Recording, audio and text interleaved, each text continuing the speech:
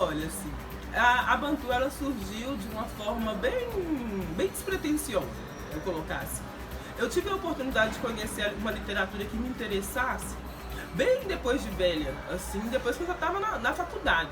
Antes disso eu não conseguia me interessar pela literatura, até porque a vida inteira na escola, em casa, a leitura era tida como castigo. Você vai ler como castigo. O castigo que tinha era você ler um determinado livro. Ou seja, a diversão era a televisão, né?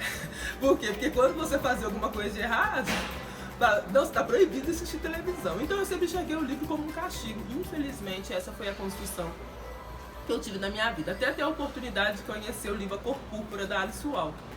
Aí depois daí eu comecei a ver que literatura era muito bom, né?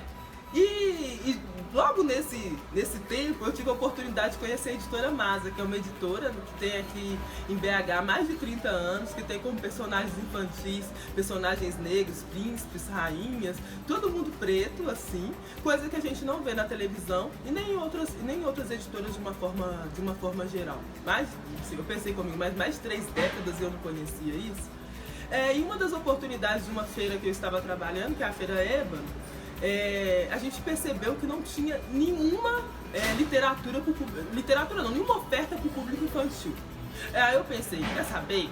Vou conversar com Masa e vou montar um stand e tal. Aí comecei trabalhando só com a editora Masa. Só que quando eu ia para esses eventos, as pessoas começavam a perguntar de livros de outras editoras, né? Aí eu fiquei pensando, nossa, tal. Aí fui tentando ter acesso a outras editoras, aquela coisa de formiguinha assim, mas só de uma forma itinerante. Chegou um momento que eu tava numa livreira indo pra tudo quanto é evento que você imaginar. Passou. Só que quando eu ia pros eventos, acontecia da seguinte forma: ô menino, onde é que eu te encontro em outro lugar? Só no próximo evento, ou seja, não tinha um espaço físico. Aí eu comecei a sentir essa necessidade, porque as pessoas estavam sempre perguntando, só que nesse momento eu trabalhava na prefeitura de Sabará como coordenadora de promoção da igualdade racial, ou seja, eu não tinha como, a maior parte do meu público é Belo Horizontino, não tinha como largar o meu emprego para poder vir trazer livro para as pessoas. Até que eu saí do trabalho, pensei assim, vou apostar minhas fichas. Aí foi onde surgiu a livraria Bantu física. Olha, a publicação de livros, né, com a temática racial e relacionamento interracial, das diversas formas, já tem muito tempo que a gente tem essas publicações. A gente tem uma visibilidade midiática a respeito dessa literatura. Por exemplo, os escritores norte-americanos, por exemplo, nossa, tem muito livro bacana. Brasileiro é muito, mas muito livro também. Só que, às vezes, as livrarias, elas não disponibilizam as estantes delas para poder colocar aquele livro, porque não aposta naquela literatura. Ou seja, é muito bom fazer essa curadoria de livros para poder trazer para cá. Porque, com essa questão da Lei 10.639, por exemplo, as editoras voltaram mais atenção para esse público. E todas as editoras, por causa dessa lei que obriga, né, ter nas escolas a história da África, a história do negro, elas começaram a olhar esse nicho de olho nas vendas pro estado, pro município, né, de uma forma geral, para as escolas. Então, com isso, hoje é muito bom fazer essa curadoria, porque a gente tem muitos escritores, além também dos escritores independentes, que aí vai encontrando no meio do caminho, vai encontrando cada preciosidade que vale muito a pena.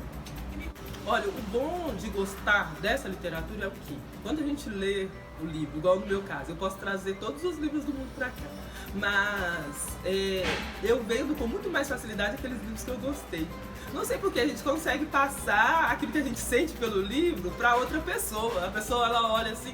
Então eu gosto muito de ler os livros. Não que eu consiga ler todos os livros que eu tenho vontade, porque um dia eu consigo, mas agora ainda não consegui. Mas eu busco, assim, esse contato com a clientela, por exemplo. A pessoa vem procurar um livro, ela vem com uma bagagem. E esse bate-papo aí a pessoa traz, nota, o livro é muito bom, por isso. Aí a gente vai trocando essas críticas e dessa forma eu consigo fazer uma curadoria legal. Ou seja, a curadoria é bem, vamos dizer assim, é bem Ubuntu, né? É uma curadoria que, de uma certa forma, eu assino, mas em nome de muitas outras pessoas com esse relacionamento que a gente faz com a nossa clientela.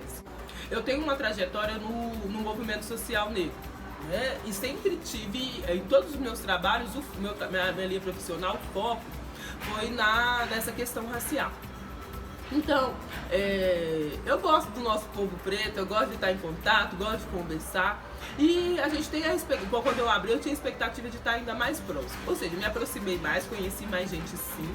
Mas eu comecei a perceber também que há uma necessidade do público não negro dessa literatura. O público não negro consome muito essa literatura, felizmente, mas infelizmente o poder de consumo, vamos dizer assim, é muito maior dentre a população branca, né?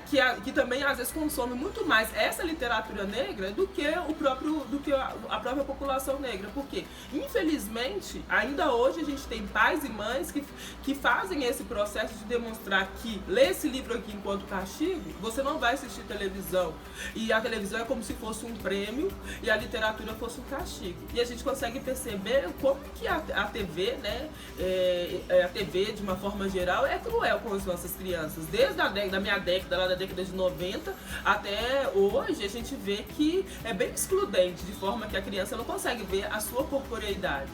E essa cultura da não leitura atinge muito o nosso povo, justamente por causa dessa questão financeira, assim, que eu posso dizer. E eu acho que tem determinadas questões que não tem como retroceder. Nessa perspectiva, eu vou falar assim, eu sou bem otimista. Acredito que as pessoas que estão dentro da sala de aula vai continuar trabalhando sob uma perspectiva, né, de igualdade. Igualdade, como é que você vai acusar uma pessoa, né, de estar sendo partidário ou algo nesse sentido, porque está buscando a questão da igualdade? E da mesma forma que não conseguiram, vamos dizer assim, policiar todo esse processo, se realmente estava correto a lei 10.639, eles também não vão conseguir monitorar todas as escolas desse Brasil, não, porque se conseguisse monitorar todas as escolas desse Brasil, as escolas não estavam o lixo que está na realidade. Só o fato de, nas estantes das bibliotecas das escolas, os livros estarem lá, é a oportunidade de, quando o aluno resolver passear dentro da biblioteca, ele tem a opção de ler ou não ler determinados livros. E eu acho que isso já é um grande avanço. Fico chateada um pouco com esse retrocesso? Fico chateada com esse retrocesso, mas eu acredito que, politicamente falando, depois de plantar dessa sementinha, né, dessa perspectiva nesses alunos, não tem como voltar mais, não tem como tirar isso de dentro das pessoas. Acho que é muito difícil.